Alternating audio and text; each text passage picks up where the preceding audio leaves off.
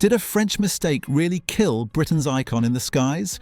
For 27 years, Britain operated the world's only supersonic passenger aircraft, a magnificent beast screaming across the Atlantic in 3 hours flat. Then came July 25th, 2000, 113 seconds of burning hell, 113 souls lost, Britain's pride destroyed. But here's the actual truth. That metal strip wasn't the real killer. Corporate negligence, penny pinching, and arrogance were.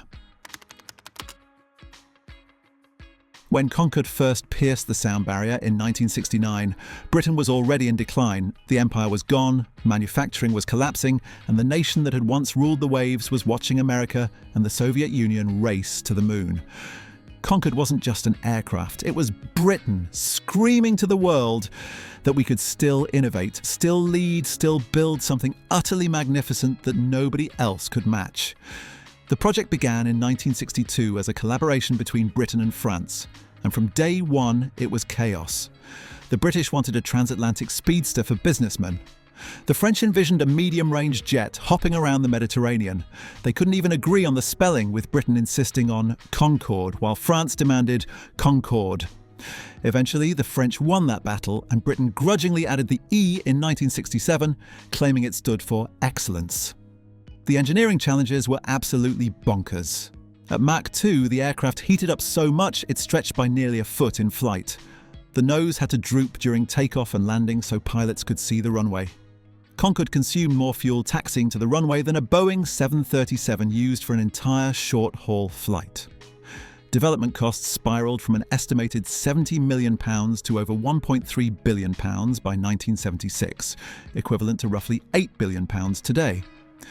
British engineers solved problems that had never existed before. They developed new alloys that could withstand sustained temperatures of 127 degrees Celsius.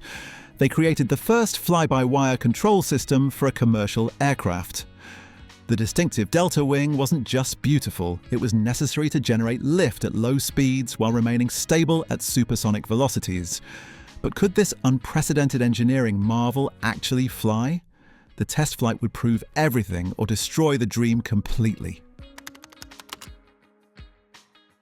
Test pilot Brian Trubshaw took the British prototype into the sky on April 9, 1969, from Filton in Bristol.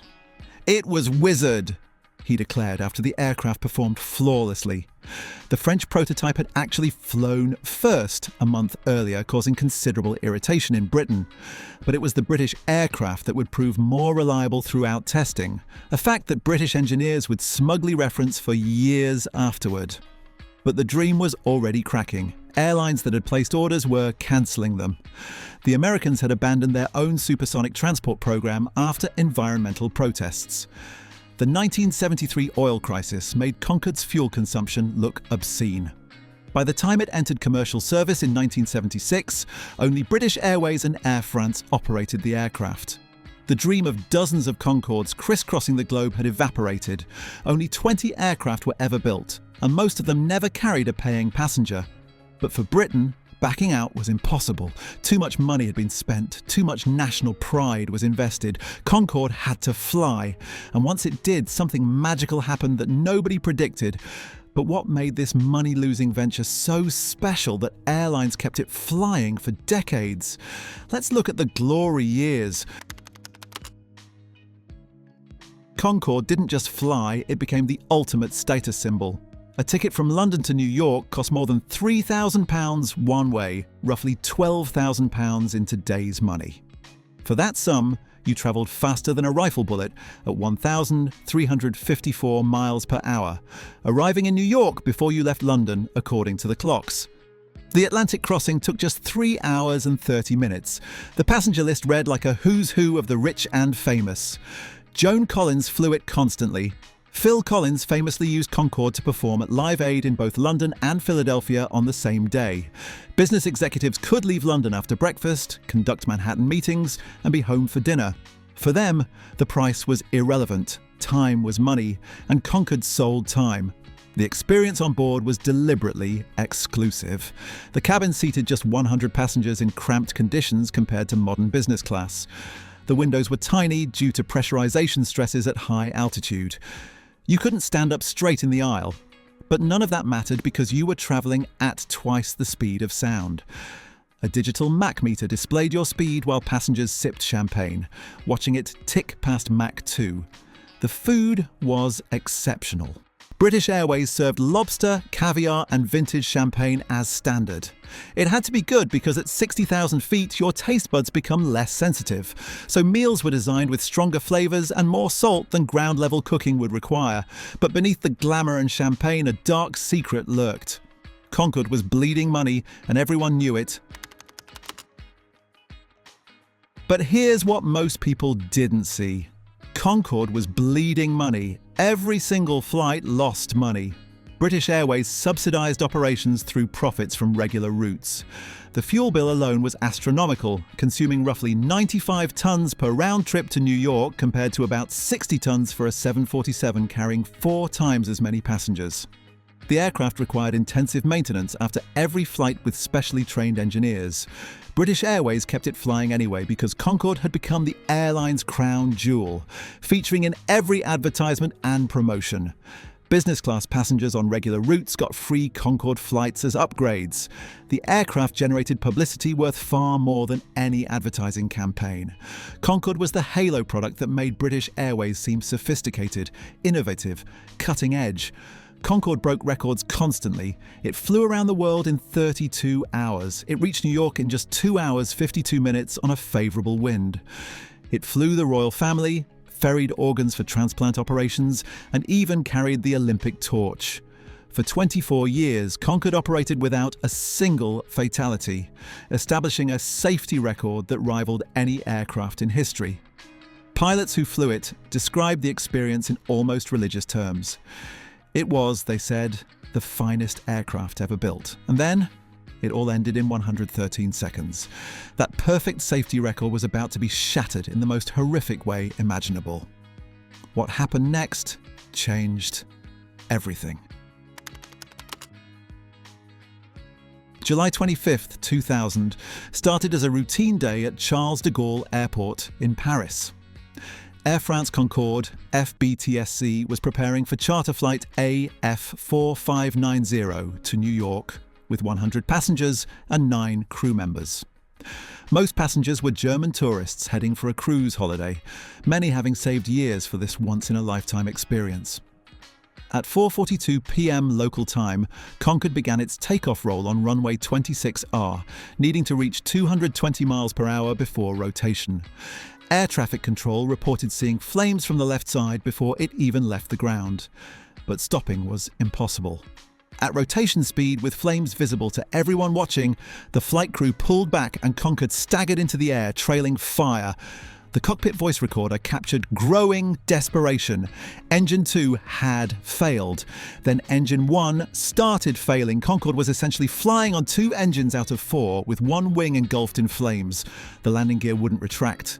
The flight crew fought to gain altitude to reach Le Bourget Airport just ahead. They never made it. At 4:44 p.m., just 113 seconds after beginning takeoff, Concorde crashed into the Hotelissimo in Gonesse, killing everyone on board instantly and 4 people on the ground. The aircraft was utterly destroyed. Britain woke up the next morning to devastating news. The images were everywhere. Concorde, the beautiful symbol of British engineering, reduced to burning wreckage in a French field. For older Britons who remembered the aircraft's first flight, this felt personal. The German families faced unimaginable grief. But in Britain, there was also a curious sense of violation. Our aircraft, our achievement, destroyed in France. The French authorities immediately grounded all Concordes. British Airways voluntarily suspended its fleet. For the first time since 1976, no Concordes were flying. Questions poured in from every direction. How could this happen to the safest aircraft ever built? And most pressingly, who was responsible? But the investigation would uncover something far more disturbing than anyone expected. The truth about who was really to blame. French investigators found the initial cause within days, a titanium strip on the runway. This metal had fallen from a Continental Airlines DC-10 that departed just 4 minutes before Concorde began its takeoff roll. The strip was 43 centimetres long. As Concorde thundered down the runway at over 200 miles per hour, a tyre struck this strip with tremendous force. The tyre exploded, sending a 4.5-kilogram chunk of rubber flying into the underside of the wing at 310 miles per hour. This created a shockwave inside the fuel tank without penetrating it, rupturing the tank from the inside. Fuel poured out at 100 litres per second. When it hit the hot engines, the result was inevitable: massive fire. But here's where it gets controversial. Concorde shouldn't have crashed. Multiple things went wrong that shouldn't have happened. The tyres were known to be vulnerable. Between 1979 and 2000, Concorde suffered 57 tyre-related incidents. British Airways had repeatedly raised concerns about the Dunlop tyres Air France used, suggesting they were inferior to the Michelin tyres BA had switched to years earlier. Air France ignored these recommendations. The fuel tanks were also poorly protected. The investigation revealed that Concorde had no redundancy in this area. A single puncture, even one caused by a shockwave rather than direct penetration, could drain an entire tank in seconds. Conventional aircraft have multiple safeguards. Concorde had none. This vulnerability had been known for years. British Aerospace had discussed modifications but never implemented them because of cost concerns. The aircraft was also overweight by 810 kilograms. The centre of gravity was slightly off. A spacer was missing from the landing gear. French investigators found 19 separate anomalies with this particular aircraft. Air France's maintenance procedures came under intense scrutiny, but the investigation revealed something even more damning. The vulnerabilities that killed 113 people had been known for years. Continental Airlines was held primarily responsible by French courts because their aircraft dropped the metal strip. In 2010, Continental and one of its mechanics were convicted of manslaughter, fined €200,000 and ordered to pay millions in compensation. But in 2012, an appeals court overturned this verdict, ruling that Continental couldn't be blamed. The metal strip was merely the trigger, not the cause. The real cause, the appeals court suggested, was that Concorde was inherently vulnerable. The combination of thin fuel tanks, explosion-prone tyres and inadequate protection meant any significant foreign object on the runway posed catastrophic risk. British Airways and Air France had operated these aircraft for 24 years knowing about these vulnerabilities. Modifications could have been made. They weren't. Cost concerns, regulatory complexity, and sheer inertia had won. For British observers, there was bitter irony. The crash happened in France to a French aircraft using French maintenance and French tyres, but it killed the entire programme. British Airways Concordes, with their modified tyres and more stringent maintenance procedures, never experienced a similar failure. Yet they were grounded anyway. Despite modifications and repairs, Concorde's days were numbered. The final chapter was about to begin, and it would break British hearts. The modifications required to return Concorde to service were extensive.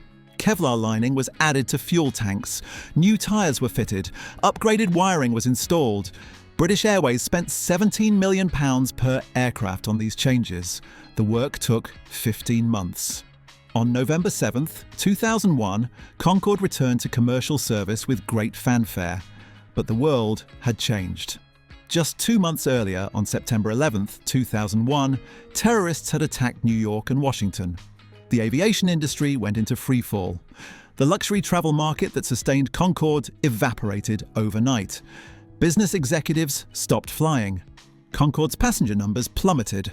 Airbus, which had inherited responsibility for Concorde, delivered the final blow. On April 10, 2003, they announced they would no longer support the aircraft. Parts would no longer be manufactured. The reason? Economics. Supporting just 12 operational aircraft was unsustainable. The crash had destroyed public confidence. Concorde was over. British Airways announced retirement plans immediately. The final flights would take place in October 2003. Air France followed suit. The news hit Britain hard. Thousands wrote to British Airways begging them to reconsider. Richard Branson offered to buy the aircraft and operate them through Virgin Atlantic. British Airways refused. The Concorde Association formed to save the aircraft, raised money, lobbied politicians, gathered petitions with tens of thousands of signatures. None of it mattered. The decision was final. The final commercial flights on October 24, 2003 were deeply emotional. British Airways retired 3 aircraft that day. One flew from Edinburgh, one from New York, and one performed a lap around the Bay of Biscay. All three arrived at Heathrow within minutes of each other. Thousands lined the flight paths. Grown men wept openly at Heathrow. Captain Mike Bannister could barely speak through his emotion as he thanked passengers and crew. He later described watching Concorde roll into the hangar for the last time as like losing a family member. For the engineers who had spent decades maintaining these aircraft, the end was devastating. Many had worked on Concorde their entire careers. The British public felt it too.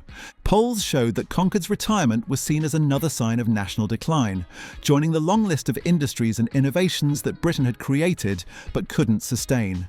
We'd invented the jet engine, then let Boeing dominate aviation. We'd created the computer, then watched Silicon Valley take over. We'd built Concorde, and now we were parking it in museums because we couldn't afford to keep it flying. But what does Concorde's legacy mean for Britain today?